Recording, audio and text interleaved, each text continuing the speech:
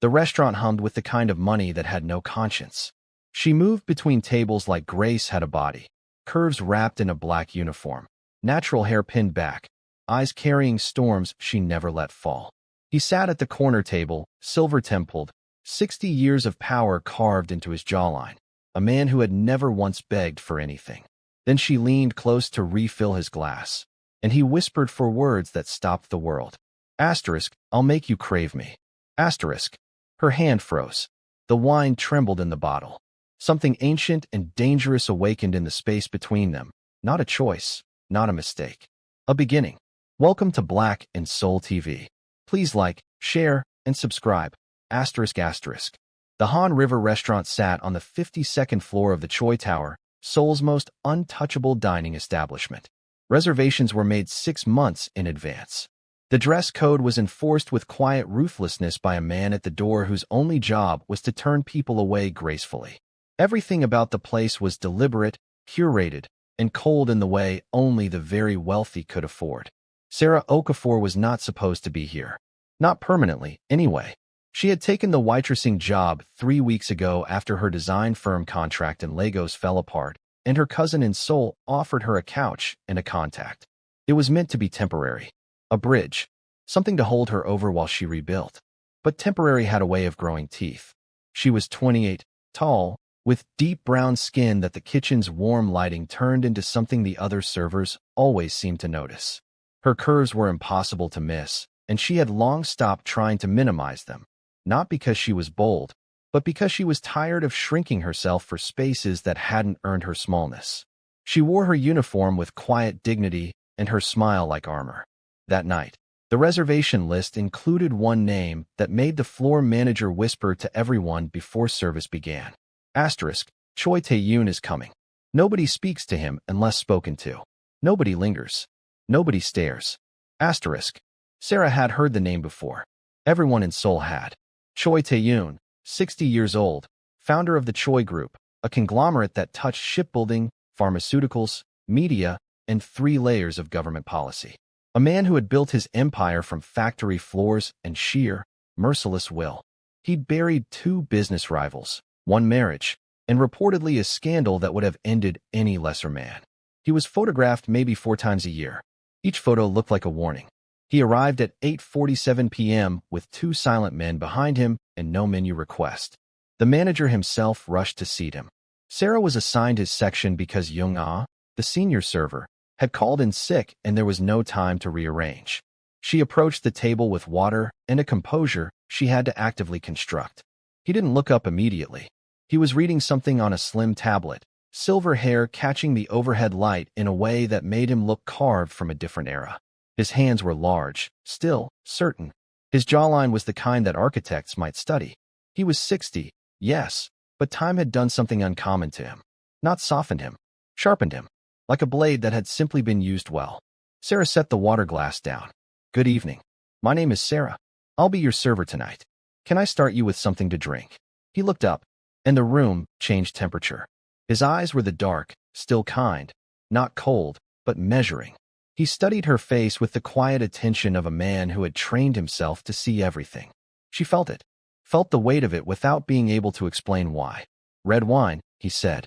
The 2009 Chateau Margaux, if you still have it. His Korean was unhurried. She answered in her careful, accented Korean that she'd been studying for 8 months. Of course. I'll check with the sommelier. She turned to leave. That was when it happened. Wait. She stopped. He hadn't moved. His voice was low, pitched only for her. There was something in it. Not command, not cruelty. Something darker and more honest than either. I'll make you crave me. Sarah turned slowly. Her heart had done something involuntary. A hard, single knock against her ribs. She looked at him fully. He wasn't smiling. He wasn't performing.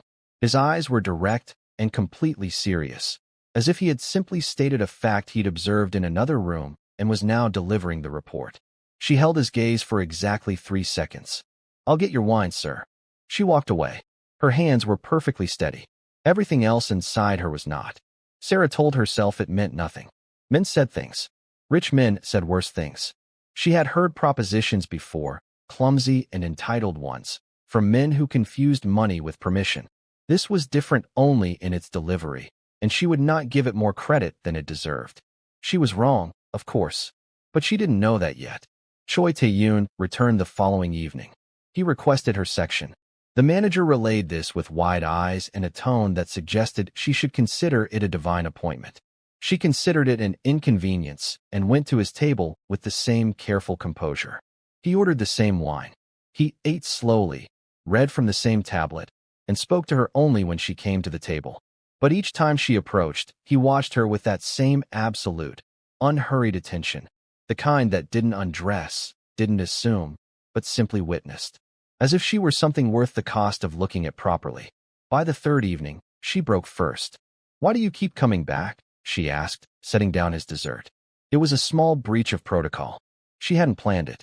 He considered the question without embarrassment. "The food is adequate," he said. "But I come back for the same reason anyone returns anywhere. Something here I haven't finished understanding." "I'm a waitress," she said carefully. "Not a puzzle." "No," he agreed, reaching for his wine. "You're far more interesting than a puzzle. Puzzles have fixed answers." She left before he could see what that did to her face. Could a 60-years-old man, old enough to be her grandfather, possibly love again? Subscribe and stay tuned. A few days later, he left her an envelope at the end of the fifth evening. She found it folded beneath his empty wine glass. Inside was a card, cream, heavy stock, embossed with a small C, and a handwritten line. Asterisk, if you're ever between shifts and would like coffee, I know a place that won't make you feel like furniture. Sarah stared at it in the staff bathroom for 4 minutes. Then she tucked it into her apron and went back to work. She told herself she would throw it away when she got home. She did not throw it away. 1 week later, Sarah said yes to coffee. She wasn't sure why. Maybe because she was lonely in this city and she was honest enough to admit it. Maybe because his card had said, "won't make you feel like furniture," and that specific phrasing had targeted something real in her. Or maybe, and this was the part she wouldn't say aloud, because whatever he had whispered across that table on the first night had lodged itself somewhere she couldn't quite reach. The cafe he chose was small, tucked into a side street in Insidong, decorated with mismatched furniture and walls covered in calligraphy. It looked nothing like a place a man like him should know about.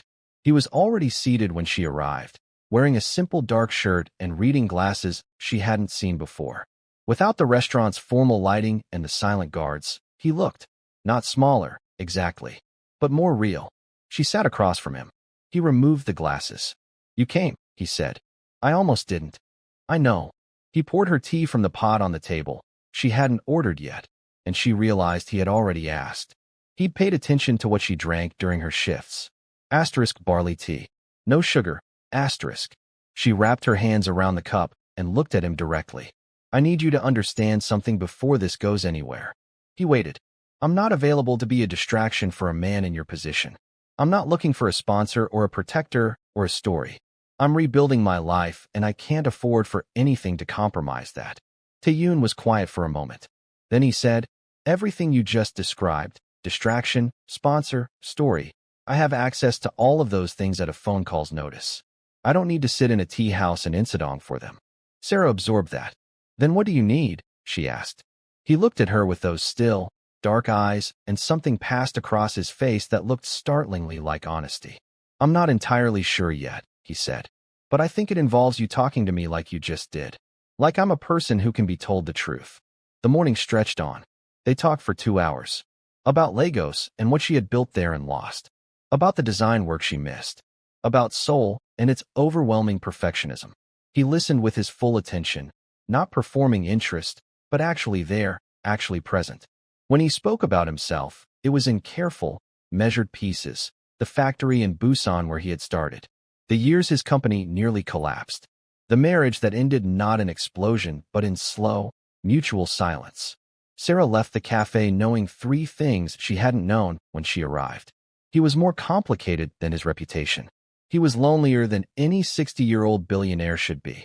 And she was in tremendous, serious trouble. 2 weeks later, news traveled in Seoul the way it always did in enclosed worlds, fast, distorted, and with casualties. By the 3rd week of Tae-yoon's visits to the restaurant and their 2 additional cafe meetings, someone had taken a photograph. It was grainy, him seated across from her at a window table, her laughing at something he'd said, but grainy was enough. It appeared on a gossip column's social media page with a caption, Choi Tae-yoon's new acquisition. Asterisk. Sarah saw it on her phone during a break and felt physically cold. The comment section was a disaster. Some were curious. Some were cruel. Many of the cruel ones were specifically cruel about her. Her skin, her body, her nationality, her employment. The word acquisition was the most polite thing written about her role in the narrative. She went back to work. She finished her shift. She did not call him. He showed up the next evening regardless. She greeted him with professional cool and took his order without meeting his eyes. He noticed immediately. She knew he would. When she brought his wine, he touched the back of her hand lightly. Not grabbing. Not demanding. Just stopping. You saw it, he said quietly. Everyone saw it. Sarah. It's fine, she said too quickly. It was not fine. He could see that clearly. His jaw tightened. I'll have it removed. You can't remove the people who believe it. She finally looked at him. I told you I couldn't afford for anything to compromise my life here. That photograph was taken without consent and published maliciously, he said, his voice dropping to something that was very quiet and very final. And the person responsible has already been identified. She stared at him. How did you? I have people whose job is to know things quickly. He held her gaze. You are not an acquisition. You are not a story. And anyone who writes you that way will find that words have consequences. He wasn't performing anger. He was simply, absolutely certain. The way men were certain when they meant every syllable they spoke. Sarah felt something shift behind her sternum. Something she wasn't ready for. I have tables, she said. I know. He released her hand. I'll be here when your shift ends. He was. That evening, they walked along the Han River because she didn't want to sit in any place where cameras could reach them. The city glittered across the water. She had her arms folded against the autumn chill. He walked beside her without touching her, which she appreciated, because she wasn't sure what she would do if he touched her. The publication retracted the caption, he said. The writer has been offered an opportunity to reconsider her career choices. Tae-yoon. She almost laughed. Almost. You can't just. I can and I did. He glanced at her sideways. I am not accustomed to watching someone I care about be publicly humiliated and doing nothing. The word care landed somewhere soft and unprotected. We've had coffee 3 times, she said. I'm aware of how many times we've had coffee, he said drily. I count things. She looked at the river. This is going to get more complicated, isn't it? Almost certainly, he agreed, without apology. The following week. His name was Park Seo-joon. He was 34, handsome in the deliberate way of men who had invested in it, and he had been eating at the restaurant every night for 5 days. He always requested Sarah's section. He always ordered slowly. He always found reasons to extend the conversation. You speak Korean beautifully, he told her on the 4th night, leaning forward in a way that occupied too much of her space. Seriously, you're wasted here. Someone should be paying you to be somewhere, not to serve there. Sarah smiled politely. Thank you for the kind words. Can I get you anything else? Your number? She kept her smile in place. The dessert menu? He laughed. He reached out and touched her wrist, brief, presumptuous, and said, I'll be persistent, you know. I tend to get what I want. Across the restaurant, at the corner table, Choi Tae-yoon had arrived without Sarah noticing. He was watching. His wine glass was full. He did not drink from it. His jaw was a straight, controlled line, and his eyes had gone to a very particular kind of still, the stillness of a man who was making decisions he hadn't yet spoken aloud. The assistant seated with him said something. Tae-yoon responded without moving his gaze from where Park Seo-joon's hand had touched Sarah's wrist. Sarah came to Tae-yoon's table 15 minutes later, slightly flustered. I didn't know you were here. Evidently. His voice was even, controlled, but there was something compressed beneath it. The man in section 3. He touches you like that often. She blinked. How long have you been here? Long enough. He finally picked up his wine glass. He bothers you. I can handle it. I didn't ask if you could handle it. His eyes found hers. I asked if he bothers you. A pause. A little, she admitted. Tae-yoon nodded once. Something resolved in his expression with the quiet finality of a locked door. Park Seo-joon's corporate supplier contract with a Choi Group subsidiary was quietly suspended 48 hours later. The official reason cited was a routine review of vendor qualifications. Park Seo-joon never returned to the restaurant. Sarah didn't find out why for another 2 weeks. When she did, she stood in Tae-yoon's office on the 48th floor of the Choi Tower and stared at him for a long moment. "You had him removed?" she said. "I had a vendor contract reviewed. Tae-yoon, he touched you without permission and made you uncomfortable at your place of work. I find that I have very little patience for men who do that. You can't use your power to protect you." He turned from the window to face her fully. "Watch me. Can an old man crumble his empire for a girl he loves? An empire he has spent decades to build? Is she worth the risk?" Hit that subscribe button and let's dive in. 3 weeks later, the corporate sabotage started quietly, as it always did. An anonymous report surfaced in a financial journal claiming that the Choi Group had doctored environmental compliance records for a factory in Incheon. The evidence was thin, but the timing was surgical. It dropped the week before Tae-yoon was scheduled to finalize a 30 billion won merger. 3 board members called emergency sessions. The stock ticked downward. The media machine woke up hungry. Tae-yoon knew immediately it wasn't random. He had made a particular kind of enemy 2 years prior. Lee Byung-cheol, a rival chairman whose bid to acquire a smaller firm had been outmaneuvered quietly and devastatingly by Tae-yoon's legal team. Lee had smiled at the press conference. Tae-yoon had known the smile meant patience, not acceptance. Patience had apparently run out. He handled the crisis with the efficiency of a man who had weathered worse. Legal team deployed, counter-evidence assembled, board reassured. By the end of the week, the report had been publicly discredited and 2 journalists had issued retractions. But Lee Byung-cheol had been watching. And Lee Byung-cheol, it turned out, had also been paying attention to a certain restaurant on the 52nd floor. Sarah didn't know any of this when a car followed her home from her Wednesday evening shift. She noticed it on the second block. A black sedan, no plates visible, keeping exactly 2 car lengths back. She turned twice, unnecessarily. It turned with her. Her chest went tight. She kept walking, kept her phone in her hand, and sent one message. Someone is following me. Black car. Insidong area, asterisk. She had sent it to Tae-yoon before she'd even consciously decided to. His response came in 40 seconds. Asterisk, stop walking. Enter the nearest lit public building. I'm coming, asterisk. She stepped into a convenience store. The sedan slowed and idled at the curb. Her hands were not as steady as she needed them to be. He arrived in 11 minutes. Not a driver. Him, in dark clothes, no guards, moving through the store's glass door with a controlled urgency that looked nothing like panic and everything like someone who had made a decision before his feet hit the ground. He found her immediately. His eyes did a quick, professional sweep of her, checking, cataloging, confirming she was uninjured, and then he stood between her and the front window without making a performance of it. Are you hurt? No. The car. Still there. He pulled out his phone, made one call, said 4 words in rapid Korean she only partially caught, and the sedan was gone in under 3 minutes. She didn't ask how. She was still managing the adrenaline leaving her body.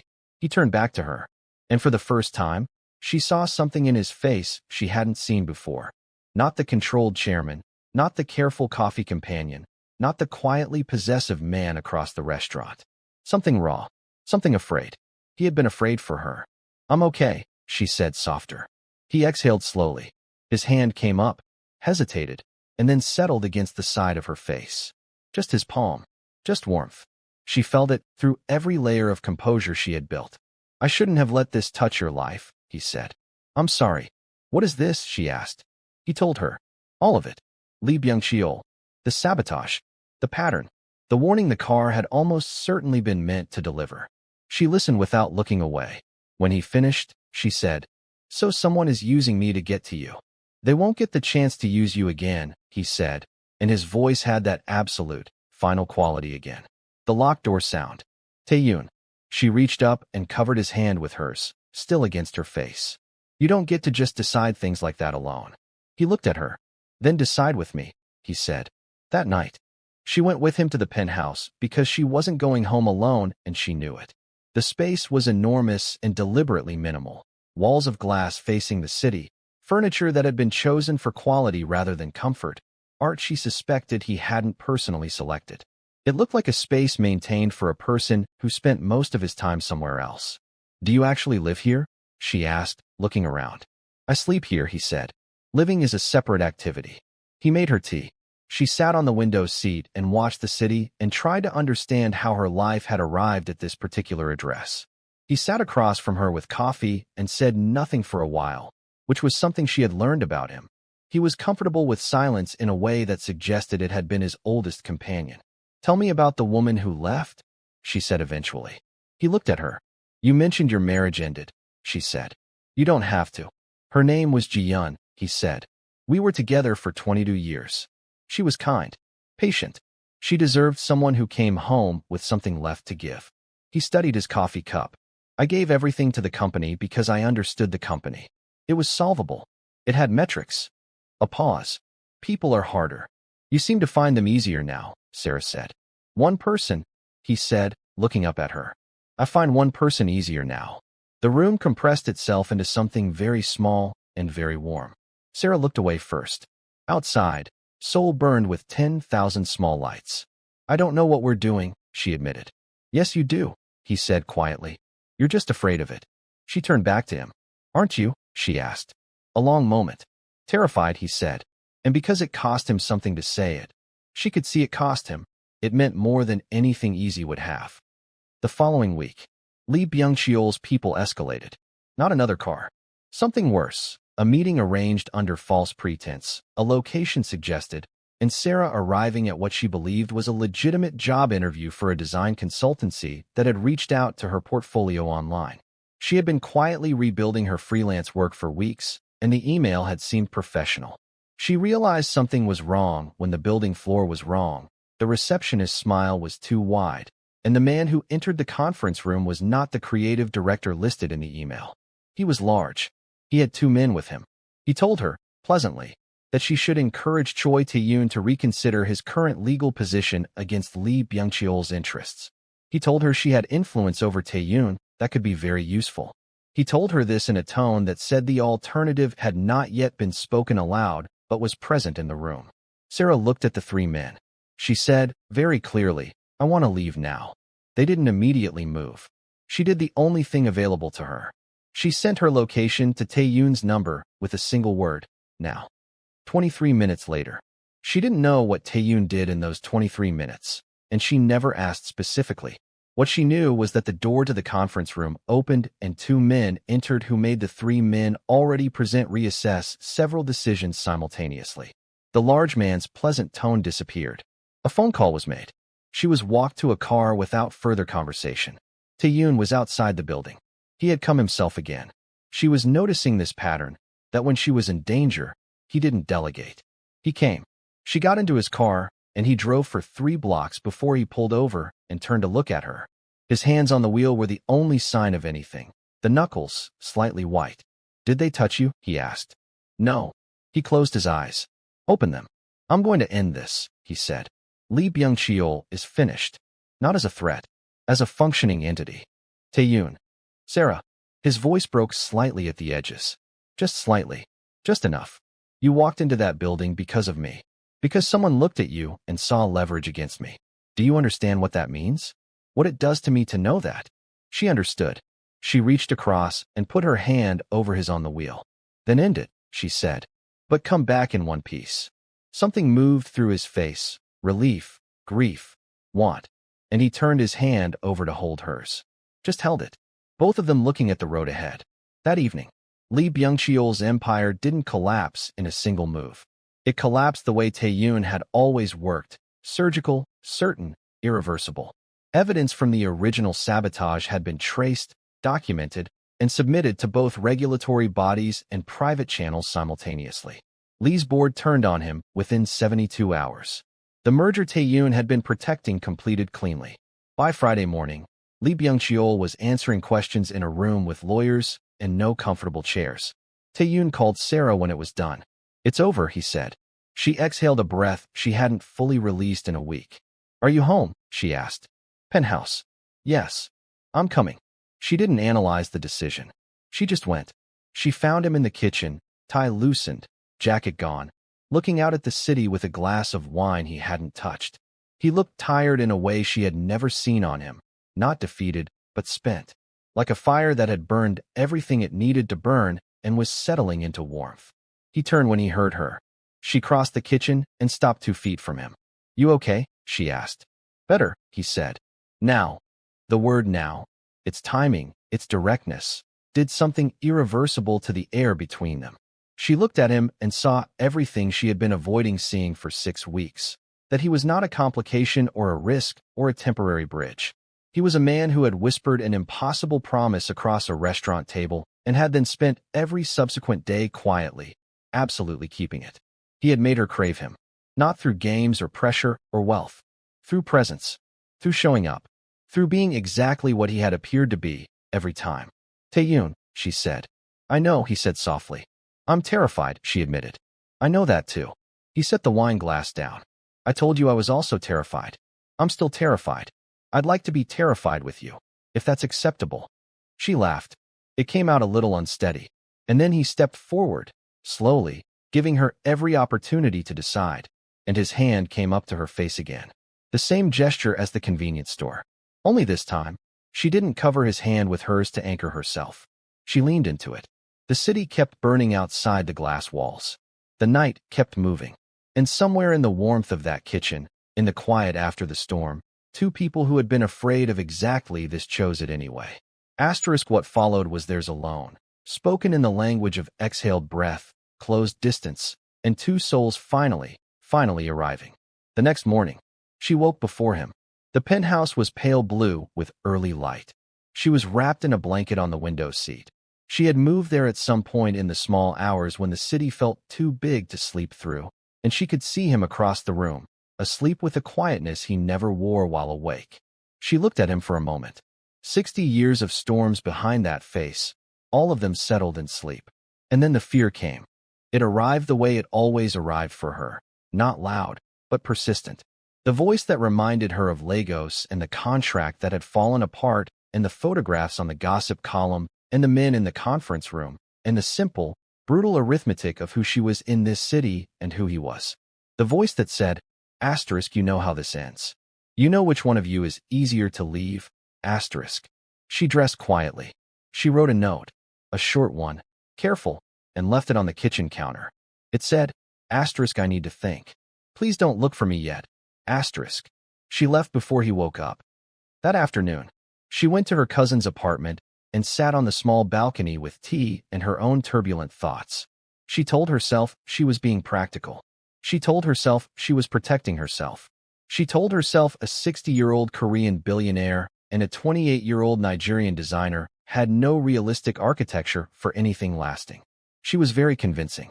She was also, she knew, lying to herself in at least 4 specific ways. Her phone rang at 11 a.m. She didn't answer. At 12:30, she received a text. I'm not looking for you. I'm staying where you asked. But I want you to know I'm still here. And the note didn't say you were leaving. It said you needed to think. I'm giving you that. Take all of it you need.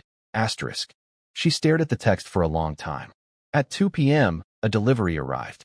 Barley tea, no sugar, from the cafe in Insidong. No note. Just the tea. Just the attention he'd paid 6 weeks ago, restated. At 4 p.m., she called her mother in Lagos. Tell me something honest, Sarah said. Her mother, who had raised her on the dual currency of practicality and love, said, Is he good to you? Terrifyingly so, Sarah admitted. Then what exactly, her mother said. Are you sitting on a balcony by yourself for? That evening, she went back. He opened the penthouse door before she knocked. He had heard the elevator. He stepped aside to let her in without speaking, without the look that said I told you so, without any of the things a smaller man might have used the moment for. He had ordered food. It was on the dining table, still warm. She sat across from him and looked at the man the whole of Seoul feared and thought. He sent me tea and stayed where I asked him to stay and ordered food for my return and didn't say a single word about any of it. I'm afraid, she said. I know. This is not a simple thing. No, he agreed. It's the most complicated thing I've done in 60 years. And you want to do it anyway. He looked at her with those still, dark eyes. I haven't wanted anything this much in decades.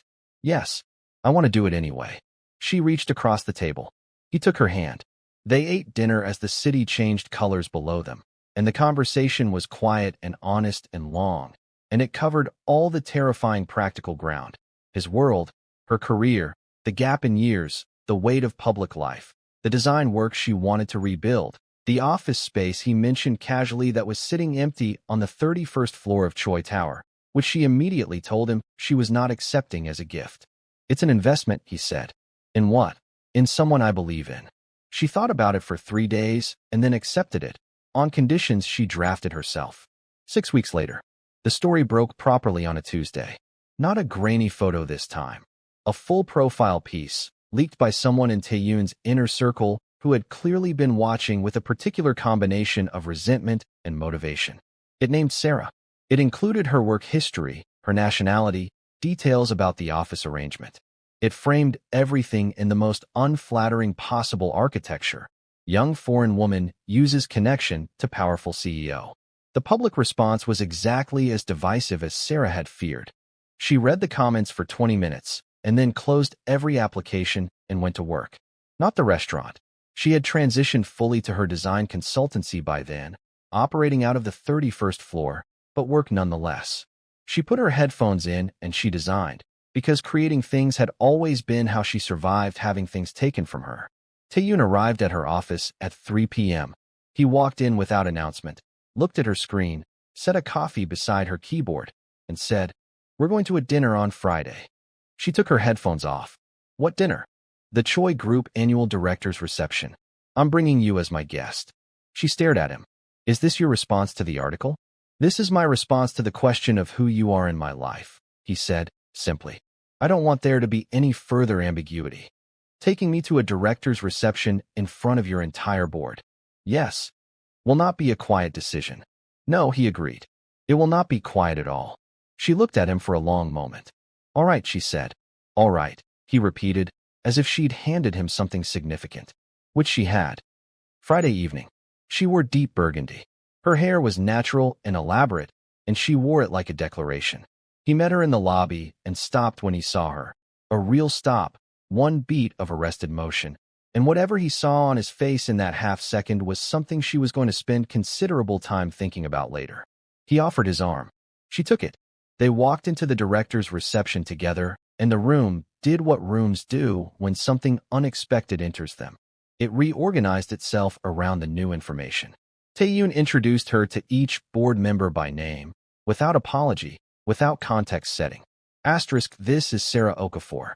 She runs Okafor Design, period. No explanation of how they knew each other. No softening. Just her name, her work, her presence. By the end of the evening, 3 board members had asked for her professional contact. In the car afterward, she looked at him.